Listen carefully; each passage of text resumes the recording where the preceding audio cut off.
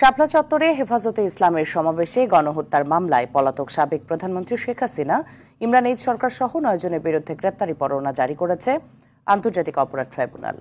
শাপলা চত্বরের ঘটনায় গণজাগরণ মঞ্চের সরাসরি জড়িত থাকার প্রমাণ পাওয়ার কথা জানান ট্রাইব্যুনালের চিফ প্রসিকিউটর। অরণ্য গফুরের রিপোর্ট। ধর্ম অবমাননার বিরুদ্ধে আইন প্রণয়নের দাবিতে 2013 সালের 5 মে মতিঝিলের শাপলা চত্বরে সমাবেশ করে হেফাজতে ইসলাম।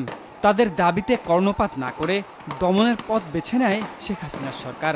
বিদ্যুৎ বন্ধ করে যৌথ বাহিনীর মাধ্যমে রাতের আঁধারে চালানো হয় অপারেশন সিকিউর শাপলা।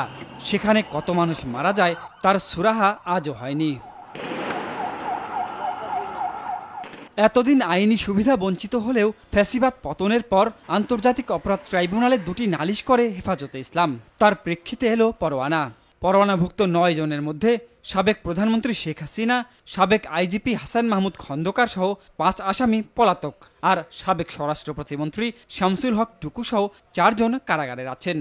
এদের বিরুদ্ধে আমরা প্রাথমিক এবং গুরুত্বপূর্ণ তথ্য পেয়েছি, উপাত্ত পেয়েছি এবং তাদের বিরুদ্ধে প্রাইম অফেন্সিভ কেস পাওয়ার পরে তাদেরকে বিরুদ্ধে এই মামলায় সোন অ্যারেস্টের আবেদন করলে ট্রাইব্যুনাল মঞ্জুর করেছেন এবং 12/5/2025 তারিখ তদন্ত প্রতিবেদন দাখিলের জন্য